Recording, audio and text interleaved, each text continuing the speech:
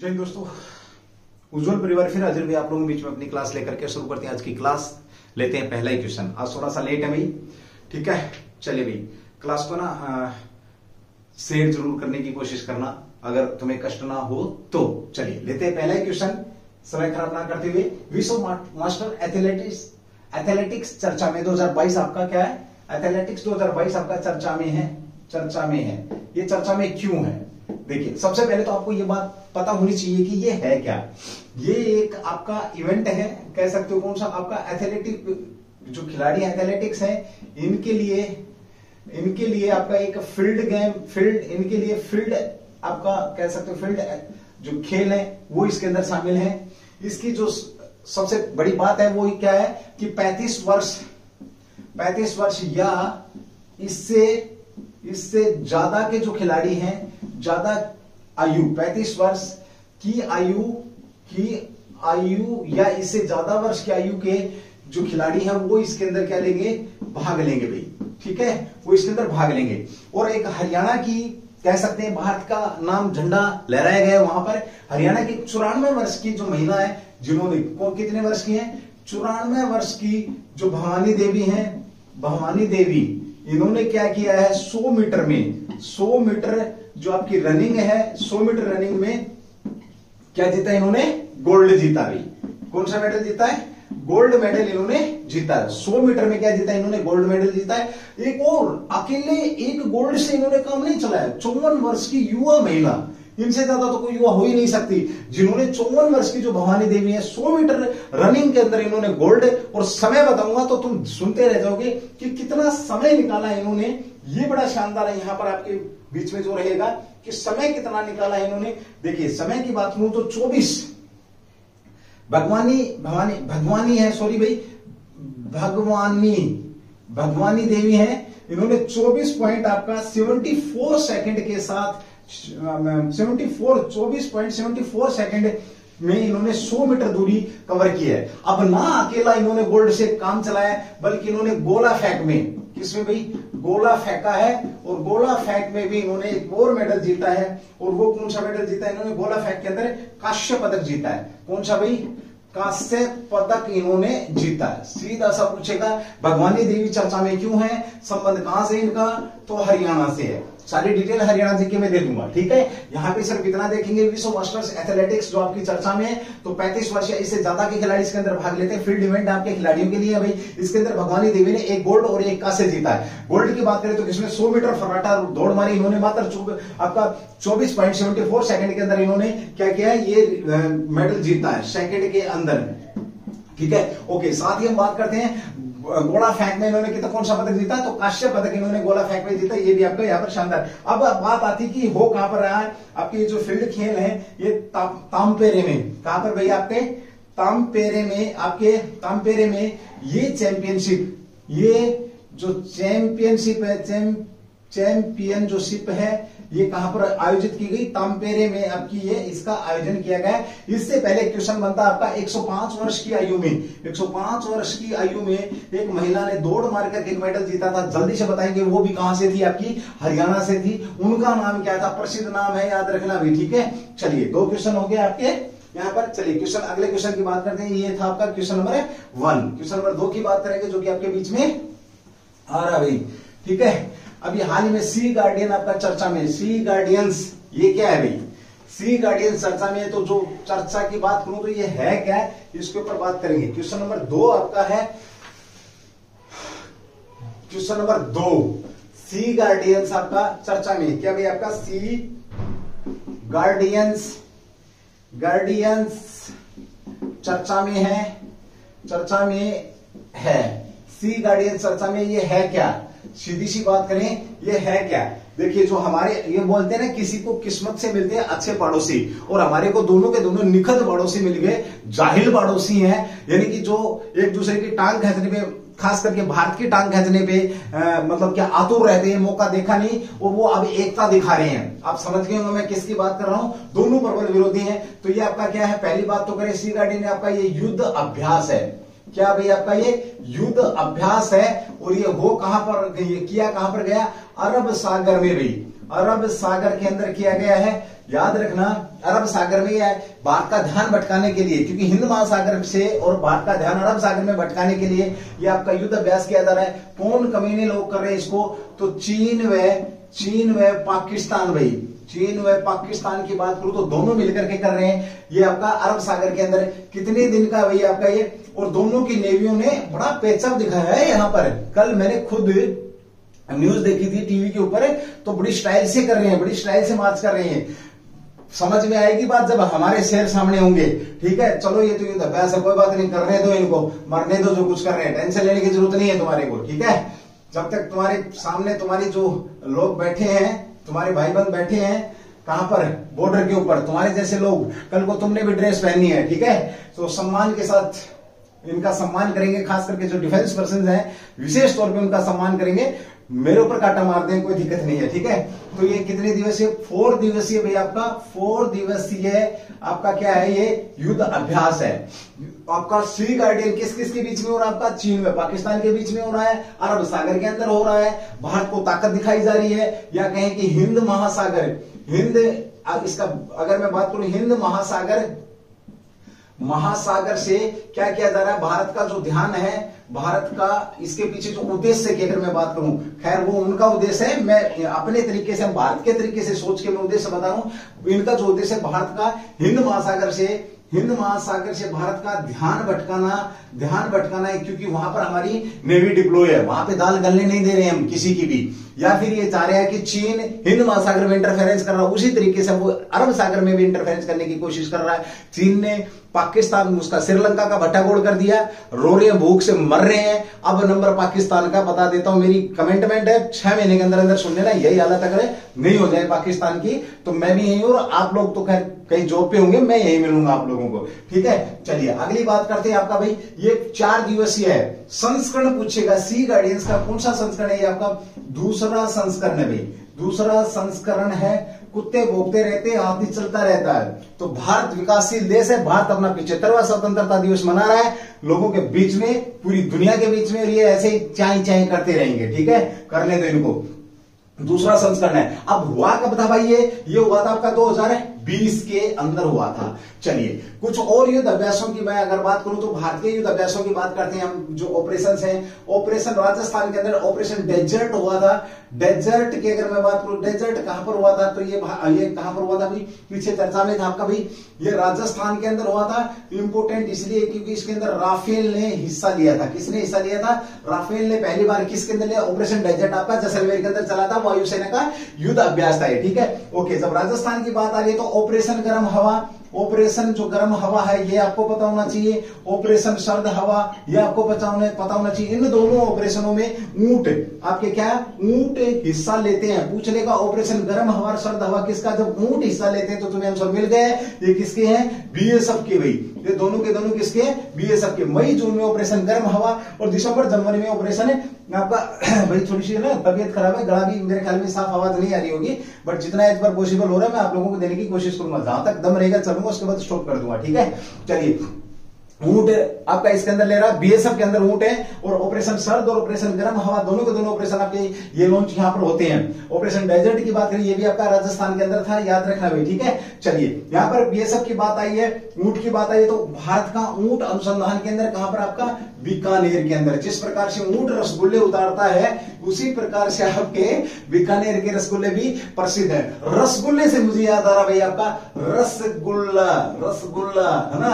रसगुल्ले से मुझे याद आ रहा है कि किस स्टेट के रसगुल्ले को जीआई टैग दिया गया?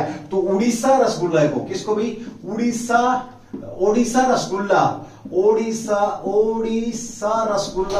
रसगुल्ले को क्या दिया गया है? आपका जीआई टैग दिया गया है, जीआई टैग दिया गया है। यहां एक और क्वेश्चन बनता है, अभी हाल ही में उड़ीसा ने एक और खाद्य पदार्थ के लिए, किसके लिए भी? आपकी काई चटनी, प्राकृतिक जो काई चटनी के लिए जीआई टैग का प्रस्ताव दिया है। किसके लिए भी? आपका काई चटनी के लिए भी अब जीआई टैग माना जाता है। ठीक है, जीआई टैग का मतलब क्या होता है कि यह चीज केवल और केवल यहां पर ज्यादा पैदा होती है, इसका मतलब सिर्फ इतना सा होता है, और एक एरिया की क्षेत्र एरिया की पहचान होती है उस चीज को पैदा करने में। ठीक है भाई, ऑपरेशन गार्जियन होगा आपका, गार्जियन हो गया, ये आपका युद्ध अभ्यास है, ये आपको पता लग गया है। चलिए अगले क्वेश्चन की बात करते हैं, क्वेश्चन नंबर 3 भाई।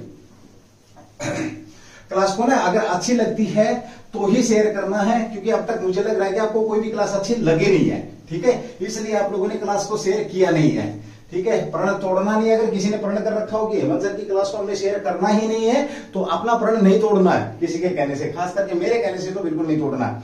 उसके बाद भैया आपका अगला क्वेश्चन है, क्वेश्चन नंबर 3। केरल राज्य, केरल राज्य आपका चर्चा में है, राज्य चर्चा में है भाई, जाग जाना इस क्वेश्चन के ऊपर चर्चा में है, और जाग जाना इसलिए जाग जाना, इसलिए तुम्हें नहीं जगाया, पूरी दुनिया को जगाया है, याद रखना इसने, ठीक है, इसलिए जागने की बात यहां पे कर रहा हूं। भारत का एकमात्र राज्य, फिलहाल एकमात्र राज्य है जहां पर क्या भाई, जहां पे क्या हो रहा है, भारत का एकमात्र जहां पे कोरोना के क्या केस, कोरोना के केस तो काफी राज्यों में सक्रिय है भाई, कोरोना के काफी राज्यों में सक्रिय है। यहां क्या है, कोरोना के 11 वेरिएंट सक्रिय हैं। याद रखना, आपसे सीधा सा पूछेगा किस राज्य में कोरोना के 11 वेरिएंट सक्रिय थे आपके जुलाई 2022 के अंदर, तो आपका केरल में भाई, ठीक है। अब इसने भाई अपने भाई को बुलाया, फिर छोटे को बुलाया, फिर मम्मी पापा ताऊ चाचा मौसा मौसी सबको बुला लिया, और अभी पता है क्या करेगा, जाने वाला नहीं है ये, बहुत सारी दावतें खा के जाएगा। अभी डेल्टा वेरिएंट है, बहुत ज्यादा दावतें खाई थी, याद रखना, ठीक है। चलिए, अब सक्रिय केस क्यों चर्चा में आया है, क्योंकि यहां पर केसों की, कोरोना के केसों की क्या बढ़ रही है भाई, स्ट्रेंथ बढ़ रही है सक्रिय केसों की, और 11 वेरिएंट यहां पर चर्चा के अंदर है। मैं एक बार मोटा मोटा आपको 7-8 जो है उनके नाम यहां पर बता देता हूं। देखिए, एक है आपका XE, एक वेरिएंट क्या आपका XE है, एक वेरिएंट है आपका XH, एक वेरिएंट नंबर 1, नंबर 2 पे क्या होगा आपका, 2 पे XH, ठीक है। 3 पे जो आपका वेरिएंट है HQ, और 4 पे जो रहेगा आपका ओमिक्रॉन रहेगा, ओमिक्रॉन आपने सुना होगा, ठीक है। 5 पे आपका रहेगा BA5, ठीक है। उसके बाद आपको पता ही है अल्फा, वे आपका अल्फा लिखना ही पड़ेगा हिंदी में, है ना, अल्फा, ये भी आपका क्या है, कोरोना का वेरिएंट है। उसके बाद 7वां क्या आपका beta, alpha beta gamma ray, सारी की सारी यहां पे रख दी है। उसके बाद 8वां क्या है आपका गामा, भी गामा, ये भी आपका यहीं पे, और साथ में फिर क्या रहेगा आपका 9वां डेल्टा। 2 का डाटा मेरे पास नहीं है, जल्दी से ढूंढ के मुझे बताएंगे कि सर और कौन से वेरिएंट आपने 11 बताए हैं, ठीक है, जल्दी कमेंट्स करेंगे। देखिए कौन सा है, XE आपका कहां पर है, केरल के अंदर है। XH की बात करें, ये भी केरल के अंदर है। HQ की बात करते हैं, ये भी केरल के अंदर है। ओमिक्रॉन हो गया आपका, B5 हो गया आपका, ठीक है, B5। साथ में बात करते हैं आपका अल्फा बीटा गामा डेल्टा, चारों के चारों आपके यहां पर, आपके चारों के चारों जो आपके ये 11 के 11 आपके वहां पर है, 9 आपके सामने। अब चलो थोड़ी सी बात कोरोना की बात करते हैं, तो इसका किस परिवार से संबंध है, तो सार्स परिवार से आपका ये संबंध रखता है, याद रखना। साथ ही हम बात करते हैं तो पहला मरीज जो मिला था कहां पर मिला था, अगर सिटी पूछे तो वुहान सिटी, आपको पता होना चाहिए कहां पर, वुहान सिटी। प्रांत पूछे तो प्रांत आपका हुबई प्रांत के अंदर आपका ये मिला है कोरोना का पहला केस, कहां पर, हुबई प्रांत वुहान सिटी। और अगर बात ये दोनों का संबंध कहां से, तो बीजिंग से। अभी बीजिंग आप समझ गए होंगे कहां, चीन के अंदर ये है, और बीजिंग क्या, चीन की राजधानी, कैपिटल ऑफ चाइना। और बता देता हूं आपको यहां पर कौन सा आपका शीतकालीन ओलंपिक हुआ था, 2022 में, बहुत बार रिवाइज करा दिया है। लेकिन अगला क्वेश्चन ये बनता है कि अगला जो आपका शीतकालीन ओलंपिक है वो कब होने वाला है, तो ये 2024 नहीं 26 के अंदर जाएगा, क्योंकि लोगों को याद है 2024 ग्रीष्मकालीन ओलंपिक, याद नहीं रखना। ये हो कहां रहा है, तो राहुल गांधी साहब के मामा के घर, राहुल गांधी के मामा कहां पर हैं, आपको पता है इटली के अंदर है। और अगर हम ग्रीष्मकालीन ओलंपिक की बात करते हैं तो 2024 ये कहां पर आपका, तो ये फ्रांस के अंदर हो रहा है, फ्रांस पेरिस के अंदर में, कहां पर आपके फ्रांस के राष्ट्रपति और भारत के प्रधानमंत्री मोदी ने मिलकर के देश का एकमात्र जो अंतरराष्ट्रीय जो हेडक्वार्टर बनाया है, सोलर अलायंस का हेडक्वार्टर कहां पर बनाया है, तो ये आप लोगों को मालूम है कहां पर, गुरुग्राम के अंदर बनाया था। चलिए भाई, यहां पे ये बात हो रही है आपकी। चलिए आगे बात करते हैं, आगे थोड़ा सा अगर और बढ़ेंगे तो ये जरूर ध्यान रखना कि बीजी ओलंपिक का हमने क्या किया था, शीतकालीन ओलंपिक का हमने बहिष्कार किया था, क्योंकि हमारे ऑपरेशन के दौरान, ऑपरेशन लेपर्ड के दौरान इससे मतभेद हो गया था इसकी सेना से। और फिर उसके बाद आपके बीच में है सारी की सारी बातें, किस प्रकार से हमने उसके 48 लोगों को मारा है, किस प्रकार से हमारे 20 भाइयों की दी गई, तो वो सारी की सारी बातें आप लोगों को पता है। यहां सिर्फ आपको क्वेश्चन वो मिल रहे हैं जो आपके लिए बहुत ही ज्यादा इंपॉर्टेंट है, याद रखना भाई, ठीक है। क्लास को बिल्कुल भी शेयर नहीं करना है, आज के बाद बिल्कुल शेयर नहीं करना है, याद रखना भाई। अगला क्वेश्चन है क्वेश्चन नंबर आपका 4, रुपए चर्चा में है। रुपए चर्चा में, भाई रुपया तो चर्चा रुपए तो चर्चा में रहता ही है, ठीक है। रुपए चर्चा में है, रुपए चर्चा में क्यों है, ये बड़ा तगड़ा क्वेश्चन है भाई। रुपए चर्चा में है तो रुपए चर्चा में पहली बात तो ये कि इसमें बहुत ज्यादा गिरावट दर्ज करी गई। रिकॉर्ड तो 19 पैसे गिरावट हुई है मुंबई शेयर बाजार के अंदर, 19 पैसे गिरावट दर्ज की गई है रुपए की। और वैसे बात करूं सबसे ज्यादा जो गिरा था पीछे तो 77 पॉइंट आपका 50 तक पहुंच गया था, अब वैसे 79 के आसपास है, थोड़ी तसल्ली रखना है। लेकिन गिरावट कितनी हुई है, तो ये ज्यादा गिरावट हुई, 19 पैसे गिरावट यहां पर दर्ज की गई है। इस वजह से भाई रुपया चर्चा में नहीं है। चर्चा में क्यों है, अभी इस बात को संभालने के लिए आरबीआई ने अपनी एक अधिसूचना जारी करी है। क्या जारी करी है, अधिसूचना जारी करी है, जो कि आज तक नहीं हुआ, वो चीज अब यहां पर करी जा रही है। क्या किया गया है, आरबीआई ने क्या दिया, एक आदेश दिया है। आदेश के साथ क्या दिया कि अंतरराष्ट्रीय जो व्यापार है, अंतरराष्ट्रीय जो व्यापार है, अंतरराष्ट्रीय व्यापार, जो भी हमारे व्यापारी भाई साहब हैं, अंतरराष्ट्रीय व्यापार किस में कर सकते हैं, हमें रुपए में कर सकते हैं, रुपीज में कर सकते हैं। इससे क्या होगा, डॉलर की मांग घटेगी यहां पर, तो डॉलर की जब डिमांड को काबू में करने के लिए, किसकी, डॉलर की मांग को या डिमांड को काबू में करने के लिए आरबीआई ने एक अधिसूचना जारी की। अब हम किसी भी देश के साथ, चाहे वो इजराइल हो, चाहे सऊदी अरब हो, चाहे कोई भी देश हो, चाहे रूस हो, उसके साथ रुपए में अंतरराष्ट्रीय लेन देन कर सकते हैं। अब तक ये चीज नहीं थी। अब तक एक आध देश में, जैसे ईरान और उनके साथ ही थी, शायद एक आधे देश के साथ हम रुपए के अंदर कर सकते थे, ऐसी परमिशन थी। बट अब आरबीआई ने एक अधिसूचना जारी की और इस अधिसूचना के तहत क्या बोला गया कि रुपए में आप अंतरराष्ट्रीय लेन देन कर सकते हैं। इससे भारत की अर्थव्यवस्था में फर्क पड़ेगा, रुपए की वैल्यू बढ़ेगी, ठीक है, और डॉलर थोड़ा सा कम होगा। अब यहां पर ये डॉलर जितना ज्यादा मजबूत होगा, रुपये उतना ही कमजोर होता चला जाएगा। यानी कि उद्देश्य क्या है इसका, उद्देश्य अगर मैं बात करें तो रुपए को डॉलर के मुकाबले, किसके मुकाबले, डॉलर के मुकाबले मजबूत करना, ये उद्देश्य इसका किसका, आरबीआई का रहा है भाई, ठीक है। अच्छा क्वेश्चन है, बेहतरीन क्वेश्चन है, ध्यान रखना, ठीक है। अब लेकिन ये डिपेंड किस पे करेगा, भारत के व्यापारियों पे डिपेंड करेगा। और इन मेरे भाइयों ने अभी तक कोई इंटरेस्ट दिखाया नहीं है इस अधिसूचना के अंदर। जो बड़े बड़े पैसे वाले लोग हैं, इन्होंने अभी तक कोई इंटरेस्ट दिखाया नहीं है। तो कितना फर्क पड़ेगा, क्या पड़ेगा, ये तो समय ही बताएगा। बट ये कि आरबीआई ने अपनी तरफ से ये काम कर दिया गया भाई, ठीक है। चलिए हम यहां पर बात करते हैं थोड़ी सी, एक क्वेश्चन की बात करूं मैं आपके, फियो के प्रेसिडेंट कौन है, जिन्होंने एक सकारात्मक ये बोला, इसके लिए फियो के प्रेसिडेंट, फियो के प्रेसिडेंट ये हैं आपके भाई ए शक्तिवेल क्या है, फियो के प्रेसिडेंट्स हैं। इन्होंने बोला कि ये सार्थक कदम यानी कि पॉजिटिव है रुपए के लिए, ये इन्होंने बोला है। साथ ही फियो के सीईओ कौन है आपके,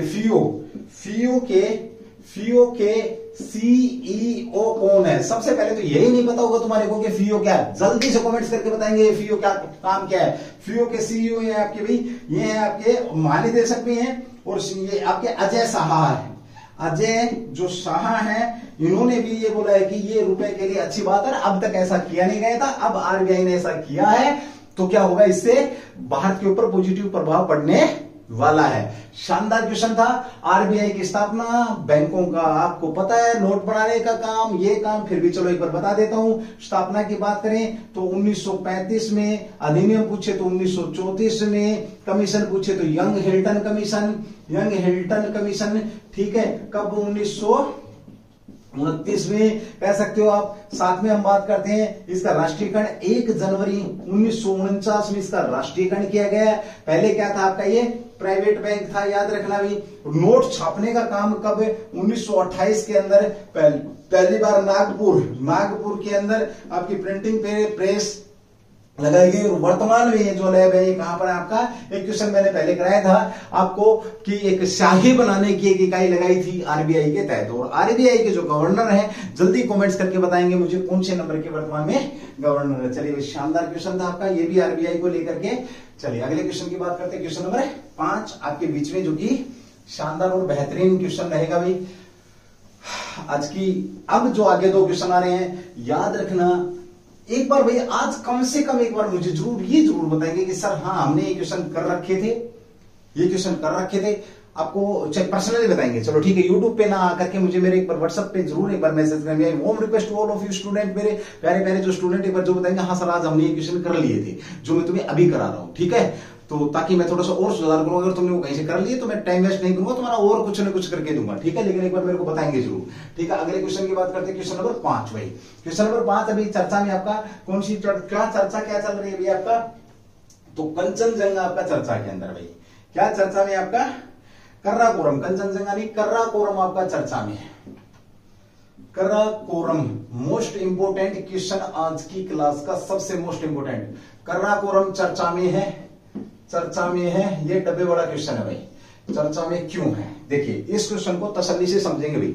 मैं यहाँ पर आपको पता है कि काफी बार मैं भी बात करता हूँ और आपने इधर उधर से भी न्यूज से भी सब जगह सब बहुत से लोग मार्केट ठाए खड़े हैं, सब अपने अपना काम कर रहे हैं। सबने बताया होगा कि ग्लोबल वार्मिंग है तो क्या होगा, ग्लेशियर पिघलेगा तो क्या होगा, हाइटें कम होगी और उससे क्या होगा कि बाढ़ आएगी, जो तटवर्ती इलाके हैं वो सारे के सारे डूब जाएंगे। लेकिन मैं इन सबसे हट के आपको एक बात बता रहा हूं, जो आज का सबसे बेस्ट क्वेश्चन है, थोड़ा सा दिल में तसल्ली मिलती है भाई। तसल्ली क्या मिलती है, प्रकृति के लिए खुशखबरी है। प्रकृति कह सकते हैं हम, जो प्रकृति है आपकी, प्रकृति की बात करें या क्या करें, खुशखबरी है। और खुशखबरी क्या है कि जिस प्रकार से आपके ग्लेशियर कम हो रहे हैं उसके जस्ट विपरीत कर्राकोरम ग्लेशियर के आपका ग्लेशियर आपका क्या हो रहा है भाई, बढ़ रहा है। क्या बात है। अब तक तो सब ये बोलते थे ग्लोबल वार्मिंग से, यस ग्लोबल वार्मिंग इस पर भी असर है, लेकिन इसकी रक्षा किसने करी ग्लोबल वार्मिंग से, यानी कि पिछले 40 साल की एक रिपोर्ट दी है,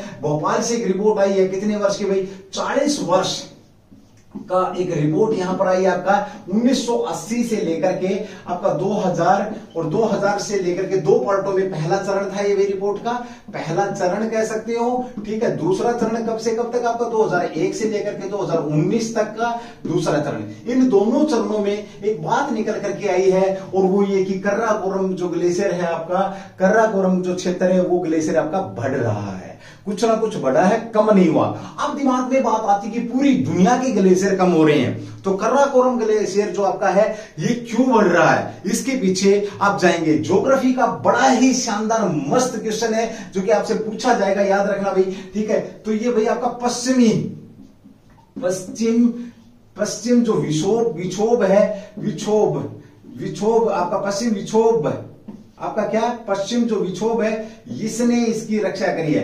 किसने भाई, पश्चिमी विक्षोभ ने इसकी रक्षा करी है। अब दिमाग में बात आती है, जो मेरे नए स्टूडेंट है, सर ये पश्चिमी विक्षोभ क्या है, अरे भाई जड्डा में बारिश कौन लेके आया करे, भारत के अंदर जो बारिश होती है तुम ढूंढ रहे हो कि मानसून आ गया, मानसून ने ये डबो दिया वो डबो दिया, खैर ये वो बारिश है जो डबोती तो नहीं है लेकिन तुम्हें उभारती जरूर है। तो पश्चिमी विक्षोभ के कारण होता क्या है, जो मैदानी इलाके हैं, मैदानी इलाके कहां के भी, आपके नॉर्थ इंडिया के यानी कि उत्तरी भारत के मैदानी इलाकों में पश्चिमी विक्षोभ के कारण क्या होती है, के कारण बारिश होती है। क्या होती है, बारिश होती है। इस बारिश की भी बात करूंगा जो जिंदा रखती तुम्हारे को, और बता ही देता हूं बात क्या करूंगा, फिर बाकली सी चापोगे ना, क्या गोल्डन ड्रॉप के नाम से, गोल्डन जो ड्रॉप है वो इसी पश्चिमी विक्षोभ से उत्पन्न होने वाली बारिश को क्या बोला जाता है, गोल्डन ड्रॉप बोला जाता है, याद रखना भी, ठीक है। यहां पर एक क्वेश्चन आपका और भी बड़ा शानदार होता है कि इसे गोल्डन ड्रॉप को देसी भाषा में क्या बोला जाता है, मावठ है, भारत की भाषा में मावठ बोला जाता है इसे।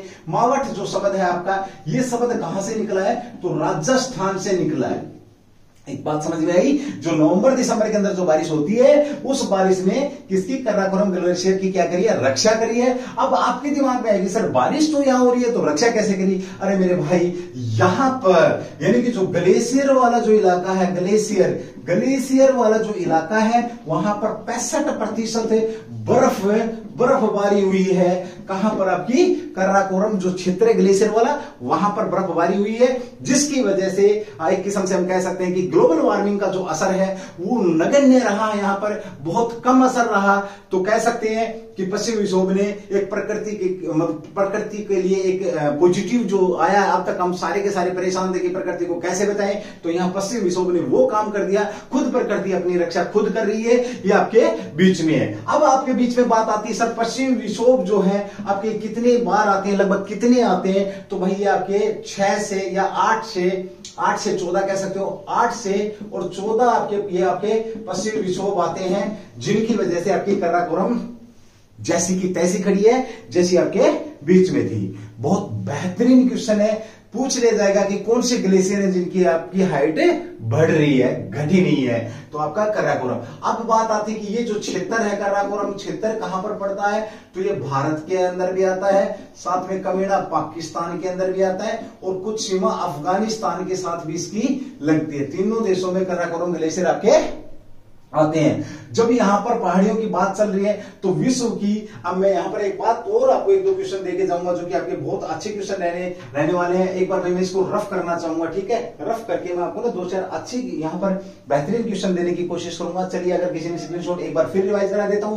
देखिए काराकोरम चर्चा में है, काराकोरम चर्चा में क्यों है, क्योंकि ग्लेशियर आपके ये बढ़ रहे हैं, घट नहीं रहे हैं, किसकी वजह से, पश्चिमी विक्षोभ। पश्चिमी विक्षोभ किसे बोला जाता है, जो सर्दी के अंदर बारिश लेकर के आता है। मानसून रहित बारिश कब होती है, इस क्वेश्चन को ऐसे भी रखें, तो मानसून रहित बारिश तब होती है जब पश्चिमी विक्षोभ आते हैं। कितने आते हैं, 8 से 14 बार आते हैं आपके ये, और इसने इसकी रक्षा करी है, ठीक है। यहां पर इसी को गोल्डन ड्रॉप बोला जाता है, क्योंकि गेहूं के लिए क्या था, अमृत का काम करती है उस समय, जो कि आपके नवंबर दिसंबर के अंदर हल्की हल्की बारिश होती है, उसकी बात यहां पर हो रही है। मैदानों के अंदर बारिश होती है, ग्लेशियर के अंदर क्या होती है, सर्दी के अंदर बर्फ पड़ती है। अब जब बर्फ पड़ती है तो इसके फायदे और वो जिक्र करूंगा मैं आपके बीच में, एक बार थोड़ा सा रफ कर दूं, इसके बाद आगे बढ़ते हैं भाई, ठीक है।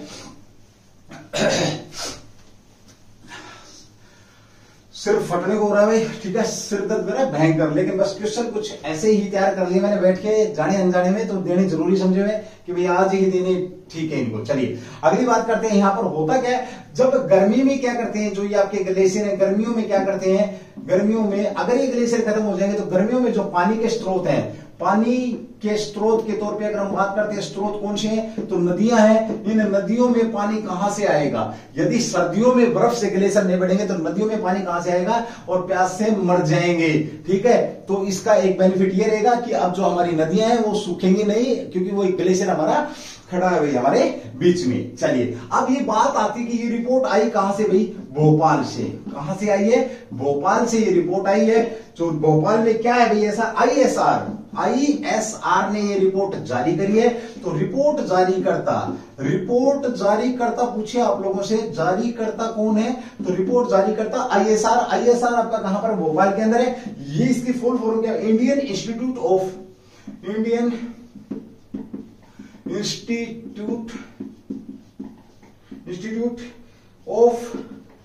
साइंस एजुकेशन की ये रिपोर्ट है। और ये रिपोर्ट भी कहां से, वैज्ञानिक अनुसंधान आपका जो संकेत या शुभ संकेत है प्रकृति के लिए, तो ये कहां से निकला, कहां से आपका भाई ये, तो आईएसआर की एक जो ब्रांच है वो कौन सी आपकी, पृथ्वी एवं पर्यावरण विभाग, पृथ्वी एवं पर्यावरण विभाग की ये रिपोर्ट है, जिसने 40 साल तक आंकड़े इकट्ठे करे और आपके बीच में इन आंकड़ों को रख दिया, ठीक है। ये भी आपका अच्छा क्वेश्चन यहां पे बनता है। अब बात आती है वैज्ञानिक कौन सी, climate and glacier modelling lab कौन सी है, climate and glacier modelling lab का नाम पूछे तो मॉडलिंग लैब आपकी ये यहां पर इस लैब ने, और विभाग पूछे तो आपका पृथ्वी एवं पर्यावरण विभाग, स्थान पूछे तो ISR Indian institute of science education, कहां पर आपके भोपाल से रिपोर्ट आई है। इस रिपोर्ट ने इस बात का खुलासा किया है। चलिए अच्छा क्वेश्चन था, बेहतरीन क्वेश्चन था भी, ठीक है, ये भी आपके बीच में बना रहेगा, अच्छा क्वेश्चन। चलिए अब हम बात करते हैं कंचनजंगा, भारत की सबसे ऊंची चोटी की अगर मैं बात करूं तो कौन सी आपकी, कंचनजंगा। जब चोटियों की बात हो रही है, कंचनजंगा आपका क्या है, कंचनजंगा भारत की सबसे ऊंची चोटी, भारत की सबसे ऊंची चोटी कंचनजंगा। और विश्व की कौन सी भैया आपकी, विश्व की तीसरी सबसे ऊंची चोटी आपकी कंचनजंगा ही है, याद रखना। भारत की तो सबसे ऊंची चोटी है कंचनजंगा, और वैसे दूसरी, और वैसे विश्व की बात करें तो विश्व की आपकी कौन सी है, भारत की सबसे ऊंची चोटी और विश्व की तीसरी सबसे बड़ी और इसकी जो हाइट है वो कितनी हुई, तो ये आपकी 86 कहीं कहीं 96 में मिल जाएगा, डाउट नहीं करना, मीटर है भाई। अगर फुट की बात करें तो 28,169 फीट आपकी समुद्र तल से कंचनजंगा की अगर हम बात करते हैं तो कितनी है आपके बीच में। देखिए भारत की सबसे ऊंची चोटी, विश्व की तीसरी सबसे ऊंची है 8586 है आपका, 82169 आपकी क्या है यहां पर इसकी समुद्र तल से ऊंचाई है। चलिए दूसरी, विश्व की दूसरी अगर ऊंची चोटी की बात करते हैं, वैसे हम इसको बात करें तो ये आपके है कहां पर, दार्जिलिंग के पास पड़ेगी, आपकी नेपाल सीमा पर भी है, आपकी नेपाल और आपका भारत सीमा पर पड़ेगी आपकी, ठीक है भाई।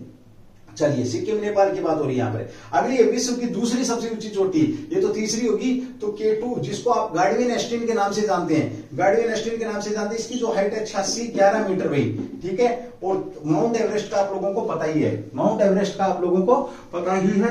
ये आपका एक अच्छा बड़ा ही शानदार क्वेश्चन था, बड़े ही प्रकृति के लिए शुभ समाचार था।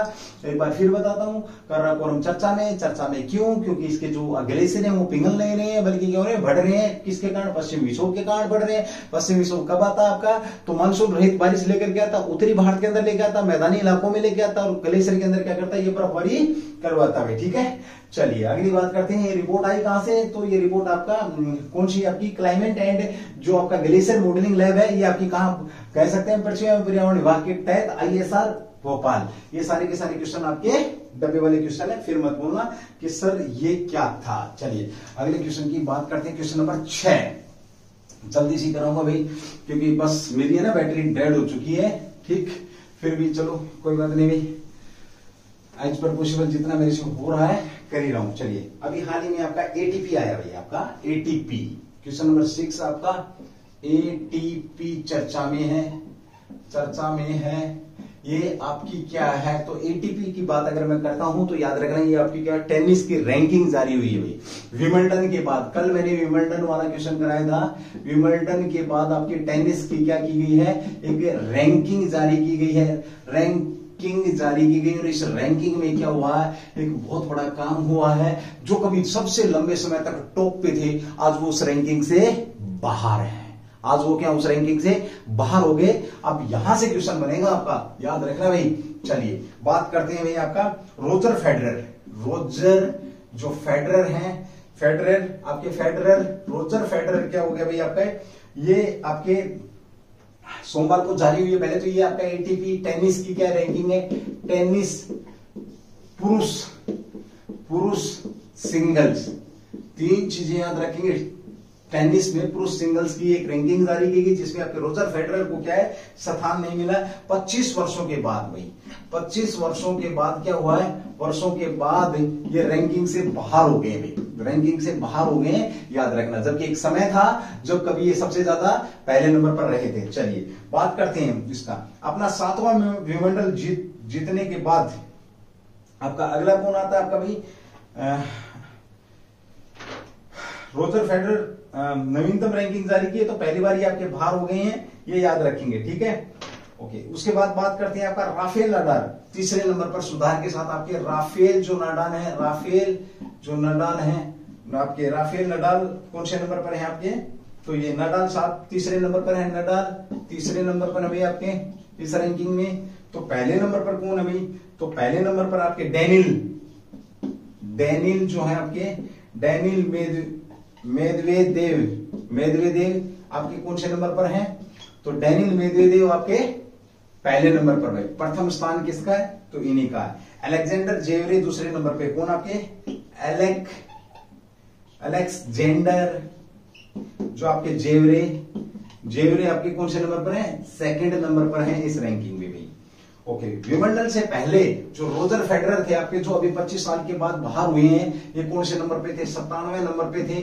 और इस मैच के बाद, इस ग्रैंड स्लैम के बाद, विंबलडन ग्रैंड स्लैम के बाद क्या हो गए आपके, बाहर हो गए, बिल्कुल ये ध्यान रखेंगे, ठीक है। ये सबसे लंबे समय तक ये क्या थे, रोजर फेडरर साहब क्या थे, सबसे लंबे समय तक पहले नंबर पर है, फर्स्ट पोजीशन पे। और इनका जो रिकॉर्ड था, इनका रिकॉर्ड किसने ब्रेक किया था, तो ये नोवाक जोकोविच ने इनका रिकॉर्ड ब्रेक किया था। नोवाक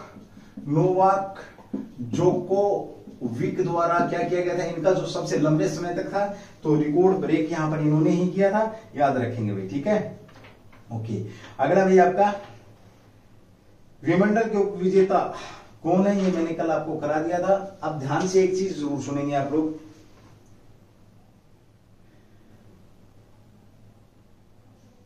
आपके विमंडल, एक क्वेश्चन है आपका, विमंडल ओपन जीता किसने है, कल आपको कराया गया था। तो विमंडल ओपन जीतने वाले कौन प्लेयर हैं, तो उन्होंने कौन से नंबर का विमंडल ओपन जीता है, तो 7वें नंबर का विमंडल ओपन जीता है, 7वें यानी कि 7वां है, उन्होंने 6 पहले भी जीते, 7वां विमंडल जीता है। जल्दी से मुझे कमेंट्स करके बताएंगे, कल कराया गया क्वेश्चन था आपका। अब देखो एटीपी चर्चा में टेनिस आपका सिंगल्स पुरुष के लिए क्या एक रैंकिंग जारी की गई 2020 विमंडल रैंकिंग, विमंडल ग्रैंड स्लैम के बाद, ठीक है। रोजर फेडरर जो है आपकी, ये पहली बार क्या हुआ है कि इन्हें रैंकिंग से बाहर कर दिया गया है। 25 वर्षों के बाद ये ऐसा हुआ कि रैंकिंग में ही, काउंटिंग में नहीं है, जबकि इनका एक रिकॉर्ड था, सबसे ज्यादा लंबे समय तक कभी रोजर फेडरर पहली पोजीशन पे रहे थे, जिसको नोवाक जोकोविच ने उस रिकॉर्ड को ब्रेक किया था, ठीक है। ओके, समय की बात है भाई, समय इसीलिए बोलते हैं कि समय बलवान होते हैं, नहीं होते इंसान, बन में लूटी गोपी का वही अर्जुन वही मान। क्यों? क्योंकि एक समय था जो सबसे लंबे समय तक पहले नंबर पर था, आज समय वही है, वही बंदा है, वही टेनिस कोर्ट और वही सारी चीजें, लेकिन वो उसे रेंज से ही बाहर है। क्वेश्चन सबसे पहला ये कि इसमें पहले नंबर, तीसरे नंबर पर कौन आपके, राफेल नडाल है तीसरे नंबर पे। और बात करते हैं पहला नंबर किसका, तो डेनिल मेदवेदेव का है, पहला नंबर है। और आपका अलेक्जेंडर जेवरेव कौन से, सेकंड नंबर पे। सेकंड नंबर पे कौन आपके, अलेक्जेंडर जेवरेव दूसरे नंबर पे, तीसरे पे राफेल नडाल है। चलिए भाई, ये था आपका विमंडल। आज की क्लास भाई थोड़ी सी तबीयत ढीली होने के कारण आज की थोड़ी सी छोटी रहेगी, यहीं पे हम समाप्त करते हैं। थैंक यू, जय हिंद जय भारत। लेकिन एक रिक्वेस्ट डाली थी कि आज जरूर एक बार मुझे बताएंगे, हाँ सर की जो क्वेश्चन थी वो हमने कर रखे थे कि नहीं कर रहे थे, कि एक बार अगर उंगलियों में अगर आपको लगता है कि हमारी रेखाएं घिसेंगे नहीं, तो आप कमेंट्स एक बार जरूर व्हाट्सएप पे करके बताएंगे। चलिए, थैंक यू, जय हिंद जय भारत,